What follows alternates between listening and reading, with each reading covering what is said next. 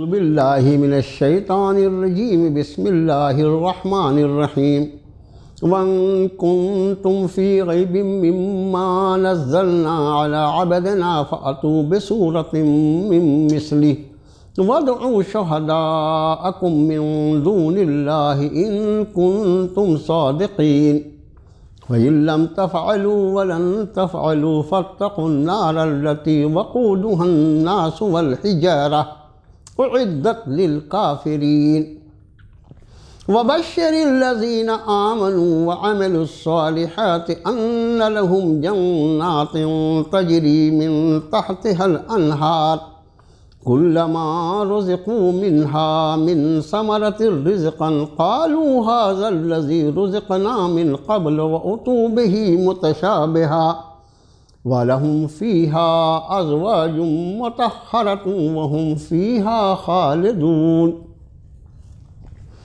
إِنَّ اللَّهَ لَا يَسْتَحْيِي أَنْ يَضْرِبَ مَثَلًا مَا بَعُوضَةً فَمَا فَوْقَهَا فَأَمَّا الَّذِينَ آمَنُوا فَيَعْلَمُونَ أَنَّهُ الْحَقُّ مِنْ رَبِّهِمْ وَأَمَّا الَّذِينَ كَفَرُوا فَيَقُولُونَ ماذا أَرَادَ اللَّهُ بِهَذَا مَثَلًا يُضِلُّ بِهِ كَثِيرًا وَيَهْدِي بِهِ كَثِيرًا وَمَا يُضِلُّ بِهِ إِلَّا الْفَاسِقِينَ الَّذِينَ يَنقُضُونَ عَهْدَ اللَّهِ مِنْ بَعْدِ مِيثَاقِهِ وَيَقْطَعُونَ مَا أَمَرَ اللَّهُ بِهِ أَنْ يُوصَلَ وَيُفْسِدُونَ فِي الْأَرْضِ أُولَئِكَ هُمُ الْخَاسِرُونَ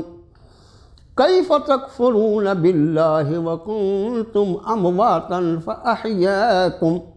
ثُمَّ يُمِيتُكُمْ ثُمَّ يُحْيِيكُمْ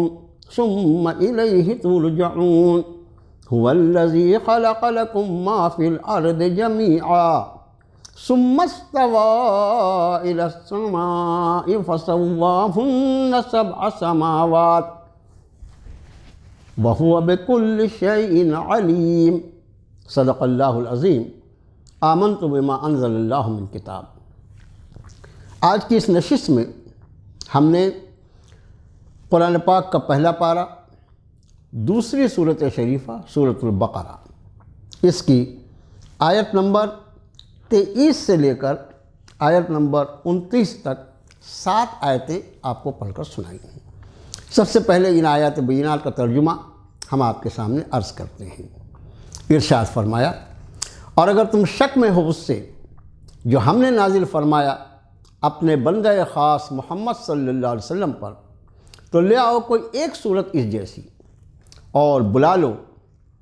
اپنے سارے شریکوں کو، سارے مددگاروں کو اللہ کے سوا اگر تم سچے ہو۔ پھر اگر تم نہ کر سکو اور ہرگز نہیں تم کر سکو گے تو بچو اس آگ سے وہ جس کا ایندھن انسان اور پتھر ہوں گے اور تیار کر رکھی ہے کافروں کے لیے، انکار کرنے والوں کے لیے۔ اور خوشخبری دے دیجیے اے نبی صلی اللہ علیہ وسلم ان لوگوں کو جو ایمان لے آئے اور عمل صالح کرتے رہے، نیک اعمال کرتے رہے، کہ ان کے لیے جنتیں ہیں کہ جن کے نیچے سے نہریں جاری ہیں۔ جب جب رزق دیا جائے گا اس میں سے انہیں پھلوں کا رزق، وہ کہیں گے یہ تو وہی ہے جو دیا گیا تھا ہمیں اس سے پہلے، اور واقعتاً انہیں دیا بھی جائے گا ملتا جلتا، اور اس میں ان کے لیے پاکیزہ بیویاں، اور وہ ہمیشہ ہمیشہ اس میں رہیں گے۔ بے شک اللہ نہیں شرماتا کہ وہ بیان فرمائے کوئی مثال، وہ چاہے مچھر کی ہو یا اس سے بھی کوئی بڑی۔ پھر وہ لوگ جو ایمان والے ہیں وہ سمجھ لیتے ہیں یا جانتے ہیں کہ یہ حق ہے ان کے رب کی طرف سے، اور وہ لوگ جنہوں نے کفر کیا، جنہوں نے انکار کیا، وہ یہ کہتے ہیں کہ کیا ارادہ فرمایا اللہ نے اس مثال سے؟ اللہ بے راہ کر دیتا ہے، گمراہ کر دیتا ہے اسی کے ذریعے بہتوں کو، اور وہ ہدایت دے دیتا ہے اسی کے ذریعے بہتوں کو، اور نہیں وہ گمراہ کرتے اس سے مگر فاسقوں کو۔ وہ لوگ جو توڑتے ہیں اللہ کے عہد کو اسے پختہ کرنے کے بعد، اور وہ کاٹتے ہیں جسے حکم دیا اللہ نے کہ اسے جوڑا جائے، اور وہ فساد برپا کرتے ہیں زمین میں، یہی وہ لوگ ہیں جو نقصان اٹھانے والے ہیں۔ کیسے تم انکار کرتے ہو اللہ کا، اور تم تو بے جان تھے، پھر اس نے تمہیں زندگی عطا فرمائی، وہ تمہیں پھر موت دے گا، پھر وہ تمہیں زندہ فرمائے گا، اور پھر اسی کی طرف تم لوٹاؤ جاؤ گے۔ وہی اللہ،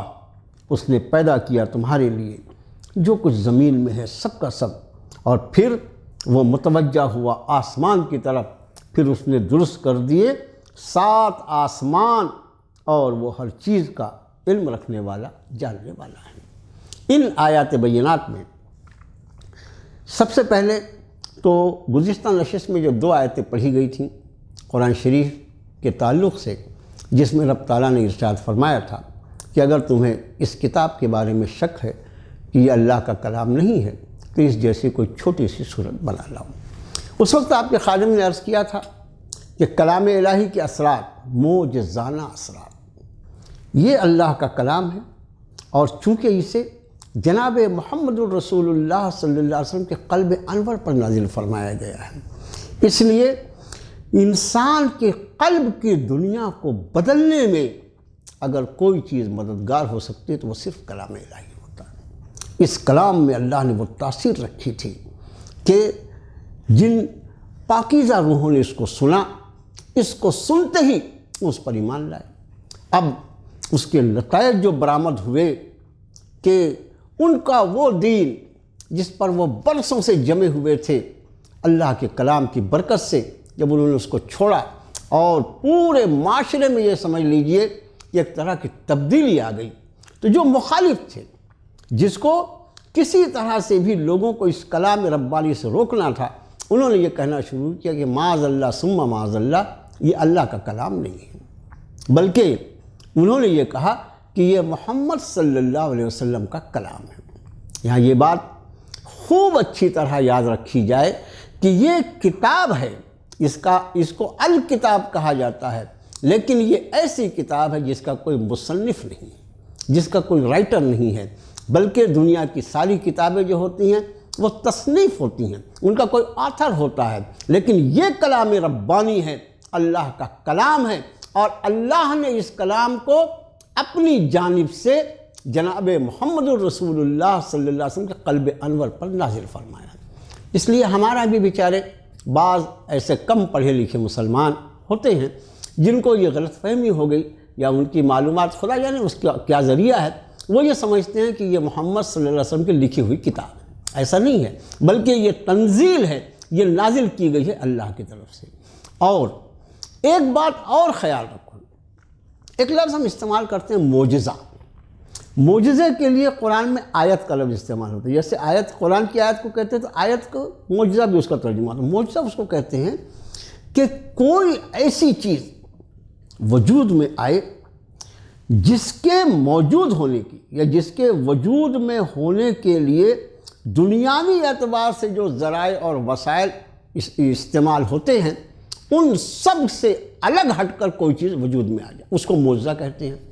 یہ معجزہ جو ہوتا ہے یہ اللہ تعالیٰ اپنے نبیوں کو عطا فرماتے ہیں، اور اس معجزے کے ذریعے لوگوں کے سامنے یہ واضح کرنا ہوتا ہے کہ یہ پوری کائنات جو ہے یہ اللہ کی بنائی ہوئی ہے، اس نے اس کو ایک قانون میں جکڑ دیا ہے، جیسے آگ جلاتی ہے، پانی ڈبوتا ہے، چھری کاٹتی ہے، یہ سارے اصول اللہ کے بنائے ہوئے ہیں، لیکن یہ سارے خصوصیات اللہ کی پیدا کی ہوئی ہیں، اور ہر چیز میں جو اثر یا تاثیر ہے یہ اس کے پیدا کرنے والے کے حکم کے مطابق ہے۔ تو یہ چیز اللہ نے جو اس کو پیدا کیا ہے، اللہ کے آگے یہ چیز مجبور ہے، اور اس میں اتنا ہی اثر ہے جتنا اللہ نے ڈالا ہے، لیکن چونکہ اس کو اللہ نے پیدا کیا ہے اس لیے اس کو یہ طاقت حاصل ہے کہ جب چاہے اس کی تاثیر کو ختم کر۔ آگ جلاتی ہے، لیکن اگر وہ آگ کو حکم فرمائے کہ نہ جلائے، پھر آگ کی طاقت نہیں کہ وہ جلا سکے۔ ٹھیک اسی طرح پانی ڈبوتا ہے، لیکن یہ اللہ کے حکم کے مطابق ڈبوتا ہے، اگر اللہ کا حکم نہ ہو پھر اس کی طاقت نہیں کہ وہ ڈبو سکے۔ تو اس کو ایسی چیزوں کو جو اپنے نبیوں کو اللہ دیتے ہیں اس کو معجزہ کہا جاتا ہے۔ یہ قرآن نبی کریم صلی اللہ علیہ وسلم کو بہت سے معجزات اللہ نے عطا فرمائے۔ انشاءاللہ جب ہمارے درس کا سلسلہ اللہ آگے بڑھائیں گے تو وقتاً احادیث مبارکہ کی روشنی میں ان معجزات کا تذکرہ بھی آپ کے سامنے آئے گا۔ پورا جتنی حدیث شریف کی کتابیں ہیں ان سب میں اس کے باب باندھے گئے ہیں، انگنت معجزات ہیں آپ صلی اللہ علیہ وسلم کے، مگر ان معجزات میں جو سب سے بڑا معجزہ ہے وہ یہ قرآن ہے۔ معجزہ ہے ایسا کلام جس کا جواب نہیں بلکہ جس کے مثل۔ قرآن نے کہا کہ اگر تمہیں یہ شک ہے کہ یہ اللہ کا کلام نہیں ہے تو پھر تم ایسا کرو اس کے جیسی کوئی ایک صورت بنا لو۔ صورت کس کو کہتے ہیں؟ یہاں پر صورتن کا لفظ جو استعمال ہوا وہ بغیر الف لام کے استعمال ہوا۔ اب یہ اس میں نکرہ کیا ہوتا ہے وغیرہ وغیرہ اس کے بحث میں آپ کو نہیں ڈالوں گا۔ اصل چیز یہ ہے کہ سورت جو ہے قرآن شریف کی 114 صورتیں ہیں، آپ جانتے ہیں الحمدللہ۔ ان 114 صورتوں میں یہ صورت شریفہ جو سورہ بقرہ ہے یہ قرآن کی سب سے بڑی صورت ہے، 40 رکوع کی صورت ہے، یہ تقریباً 2.5 پارے تک چلے گی۔ اسی طرح بہت سی صورتیں ہیں، ان میں سب سے چھوٹی صورت اگر آپ دیکھیں تو وہ سورہ کوثر ہے، جس کے الفاظ انا اعطیناک الکوثر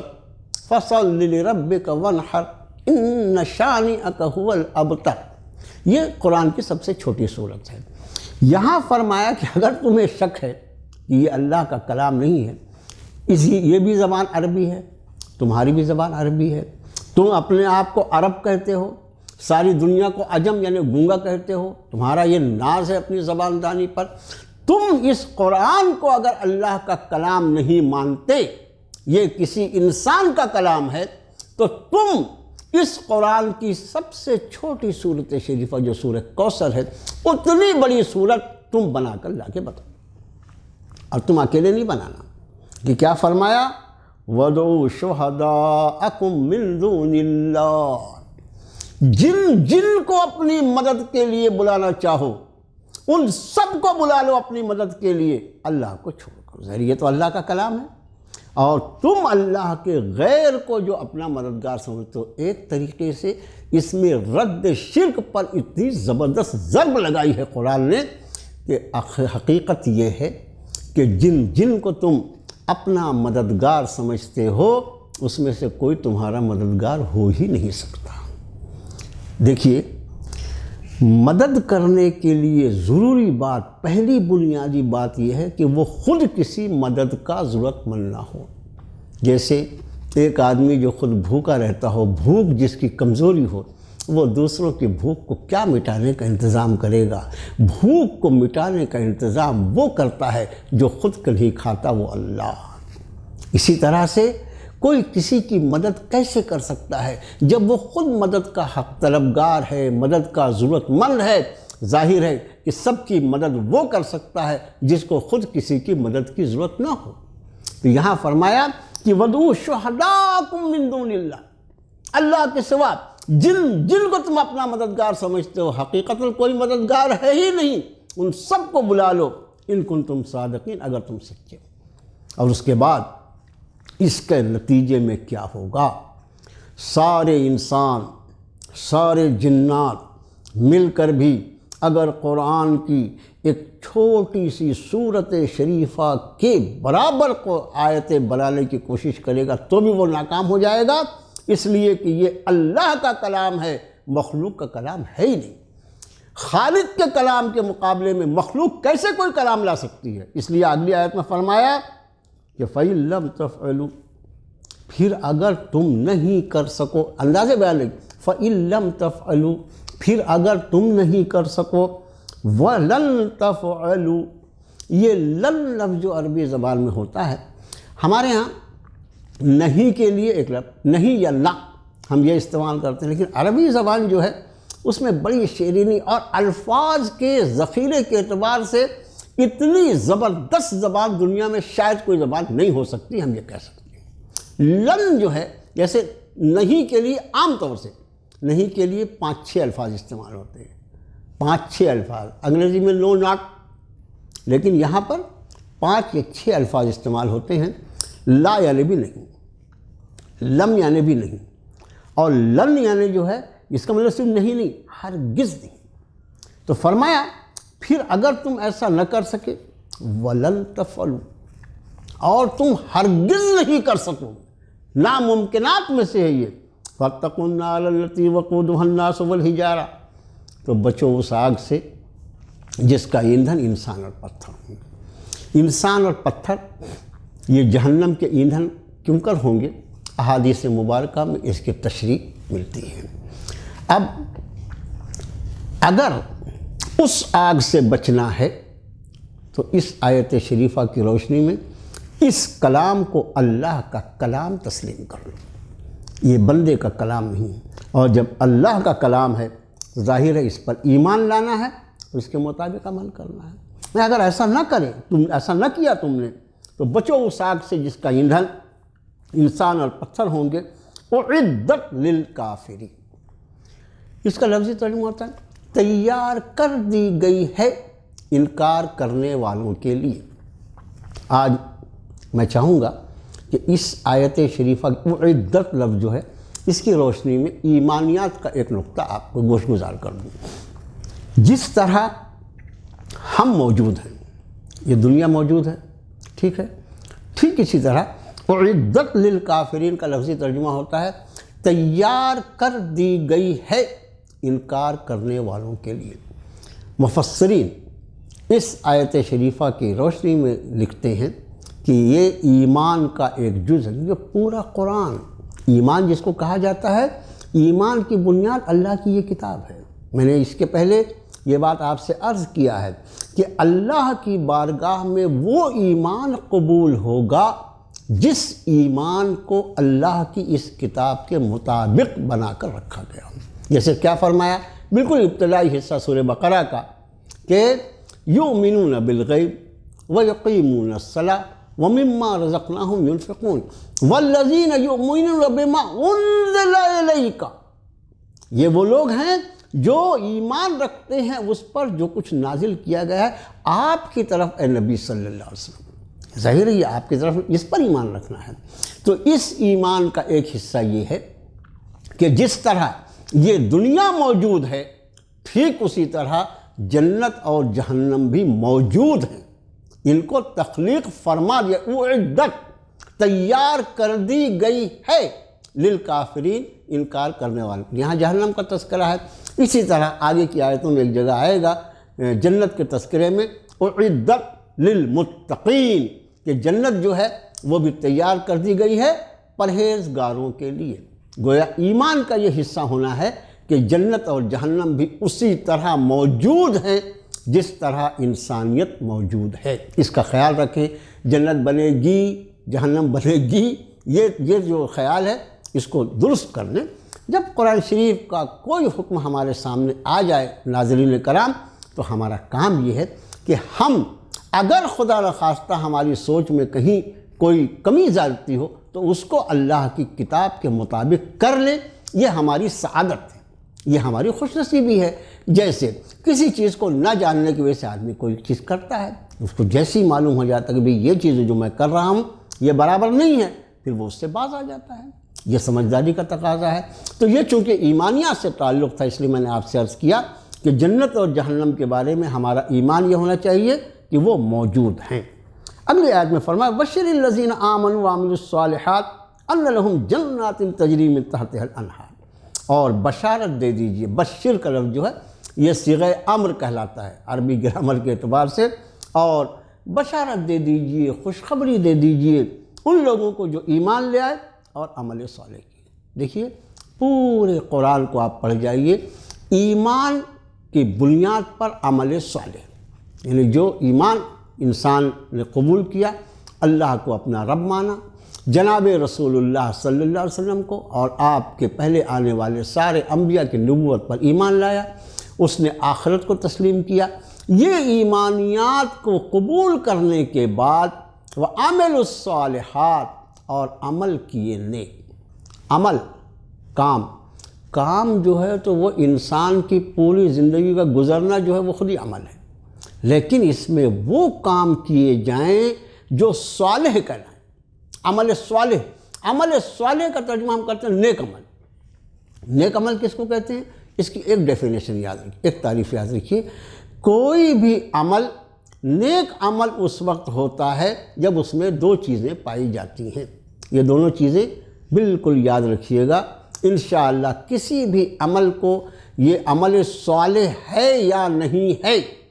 اس کو پہچاننے میں انشاءاللہ بہت سہولت ہوگی۔ ہر عمل صالح میں یہ دو صفات پائی جاتی ہیں، ایک تو یہ کہ وہ اللہ کے حکم کے مطابق ہو، اور دوسرے یہ کہ اس کو کرنے کا طریقہ جو ہے وہ محمد الرسول اللہ صلی اللہ علیہ وسلم کا سکھلایا ہوا طریقہ ہو۔ سمجھ گئے آپ؟ عمل صالح کی دو بنیاد، وہ عمل جو ہوگا اللہ کے حکم کے مطابق ہوگا، اور وہ عمل جو اللہ کے حکم کے مطابق ہو اس عمل کو کرنے میں بھی طریقہ وہ اختیار کرنا ضروری ہے جو محمد الرسول اللہ صلی اللہ علیہ وآلہ وسلم کا سکھلایا ہوا طریقہ ہے۔ ان دو چیزوں کو ملنے سے وہ عمل صالح بنتا ہے، اور ان دو میں سے کوئی ایک چیز بھی اگر نہیں پائی جاتی تو پھر اس عمل پر ہم کتنا خرچ کرتے ہیں، کتنا پریشان ہوتے ہیں، یا آخری الفاظ کہہ دوں ہم اپنی جان بھی کھپا دیتے ہیں، وہ عمل صالح نہیں ہوگا۔ اور اللہ نے بشارت جو فرمایا، کس لفظ فرمایا؟ آمنوا وعملوا الصالحات، انہوں نے ایمان کو قبول کیا، وہ ایمان لے آئے اور عمل صالح کیا، یعنی انہوں نے ایمان لایا اس کتاب کے مطابق، اور ان کے سارے اعمال جو ہیں ان اعمال کی خصوصیات یہ ہوں گی کہ وہ سارے عمل وہ ہوں گے جو ان کے اللہ کے مرضی کے مطابق ہوں گے اور نبی کریم صلی اللہ علیہ وسلم کے مقدس طریقوں کے مطابق ہوں گے۔ اس کے بغیر اب آپ پوری اپنی زندگی کا محاسبہ کیجئے، اپنی زندگی پہ ایک نگاہ ڈالیے اور دیکھیے ہمارا کون سا عمل جو ہے وہ اللہ کے نبی صلی اللہ علیہ وسلم کے مطابق ہے، اسی کو سنت کہا جاتا ہے، اسی کو سنت کہا جاتا ہے۔ اور جو عمل آپ کے طریقہ زندگی سے ہٹا ہوا ہے اس پر میں انفرادی طور پر یا مسلمان اجتماعی طور پر چاہے جتنا کچھ بھی اس میں اپنے آپ کو لگا دیں وہ عمل صالح نہیں ہو سکتا۔ میں آپ کو ایک موٹی سی مثال سے ایک بات عرض کروں، سجدہ۔ ہمارے یہاں سجدہ جو ہے یہ تقرب اللہ، اللہ کا قرب حاصل کرنے کا سب سے بڑا ذریعہ ہے۔ سورہ اقرا یا سورہ علق، اس کی آخری آیت جو ہے، ابھی اگر میں وہ آیت پڑھوں تو اس آیت پہ سجدہ واجب ہوتا ہے، اور جو آیتیں سجدے والی آیتیں ہوتی ہیں ان کا ترجمہ اگر پیش کیا جائے تو اس سے سجدہ واجب نہیں ہوتا۔ اس میں اللہ نے فرمایا کہ اللہ کو سجدہ کرو اور اس سے قریب ہو جاؤ، یعنی آدمی جب سجدے میں ہوتا ہے، سجدے کی کیفیت میں آپ دیکھیں ہمارے جسم کے 8 حصے جو ہیں وہ زمین پر اللہ کی بارگاہ میں ٹکے ہوئے ہوتے ہیں۔ ہماری پیشانی، ہماری ناک، ہمارے دونوں ہاتھ، ہمارے دونوں گھٹنے اور دونوں پیروں کے پنجے، یہ 8 حصے جو ہیں یہ سجدے کی حالت میں اللہ کے سامنے پڑے ہوتے ہیں، یعنی آدمی اپنے آپ کو انتہائی ذلیل کر کے اللہ کے بارگاہ میں ڈال دیتا ہے۔ اللہ کے رسول صلی اللہ علیہ وسلم نے ارشاد فرمایا کہ بندہ سجدے کی حالت میں جتنا زیادہ اپنے رب سے قریب ہوتا ہے اتنا زیادہ کبھی نہیں ہوتا۔ یعنی سجدہ کتنی بڑی عبادت ہے۔ اب یہ نماز میں بھی سجدے ہیں، اس کے علاوہ آیات سجدہ جب پڑھی جاتی ہیں قرآن شریف کی اس وقت سجدہ کیا جاتا ہے۔ یہ سجدہ جو ہے یہ 24 گھنٹے میں ہر وقت نہیں کیا جا سکتا، بلکہ آپ جانتے ہیں کہ کچھ اوقات ایسے ہیں، جیسے نماز فجر ہم نے پڑھ لی، نماز فجر سے تھوڑی دیر کے بعد جب نماز فجر کا وقت ختم ہو جاتا ہے پھر وہاں ایک وقت ہوتا ہے طلوع آفتاب، یعنی وہ ایسا وقت ہے جب سورج طلوع ہوتا رہتا ہے۔ ویسے اس میں اصل وقت جو ہے وہ 8 منٹ کچھ سیکنڈ کا لگتا ہے، لیکن ہمارے علماء نے احتیاطاً اس کو تقریباً 20 منٹ کا وقفہ رکھا ہے۔ یہ 20 منٹ جو ہے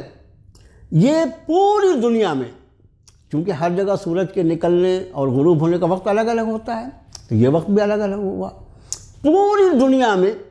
یہ طلوع آفتاب کا وقت جو ہے اس وقت لکھا ہوتا سجدہ حرام ہے۔ ارے سجدہ؟ ہاں، اس لیے کہ میرے نبی محترم جناب محمد الرسول اللہ صلی اللہ علیہ وآلہ وسلم نے اس وقت امت کو سجدہ کرنے سے منع فرمایا ہے۔ اس کی کئی وجوہات حدیث شریف میں آپ نے فرمایا کہ جو سورج کی پرستش کرنے والی قومیں ہیں، چونکہ اس وقت وہ سورج کے سامنے سجدہ ریز ہوتی ہیں، اس لیے میری امت کو میں منع کرتا ہوں کہ وہ امت، میری امت اس وقت اللہ کے سامنے بھی سجدہ نہ پیش کرے، کسی طرح کی مشابہت نہ پائی جائے، کسی کو شک نہ ہو کہ یہ تو خدا نخواستہ سجدے کو، یہ سورج کو سجدہ تو نہیں کر رہا ہے۔ ٹھیک اسی طرح آپ دیکھیے زوال کا وقت ہوتا ہے، ہر دن زوال کا ایک وقت ہوتا ہے اور اس زوال کے وقت میں سجدہ کرنا منع۔ اب سجدہ جیسی عبادت جس کے لیے اللہ کے رسول صلی اللہ علیہ وسلم فرمایا کہ اس سے زیادہ تقرب اللہ کا کوئی ذریعہ نہیں ہو سکتا، لیکن اسی سجدے کو جن اوقات میں محمد الرسول اللہ صلی اللہ علیہ وسلم منع فرما دیں تو یہ سجدہ اس وقت میں اگر کوئی کرے گا، اب یہ سجدہ عبادت نہیں ہوگا، یہ سجدہ عمل صالح نہیں ہوگا، بلکہ یہ سجدہ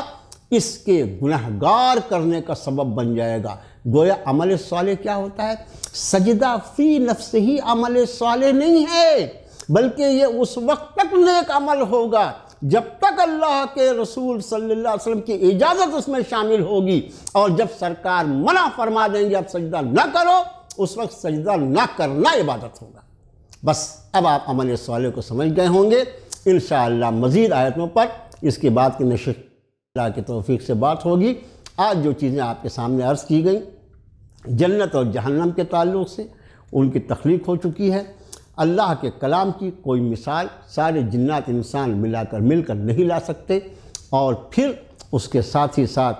عمل صالح کسے کہا جاتا ہے اس کی تعریف بھی کسی درجے میں آپ کے خادم نے عرض کرنے کی کوشش کی۔ اس کو خیال رکھیں، اور انشاءاللہ اگر آپ ان اصولوں کو یاد رکھیں گے تو آپ کو بہت سہولت ہوگی، اپنے کسی بھی عمل کو سامنے رکھ کر یہ جانچ سکیں گے ہم آیا یہ عمل صالح ہے یا نہیں ہے۔ وصلی اللہ تعالیٰ علی خیر خلقہ محمد وآلہ وصحبہ اجمعین برحمتک یا رب۔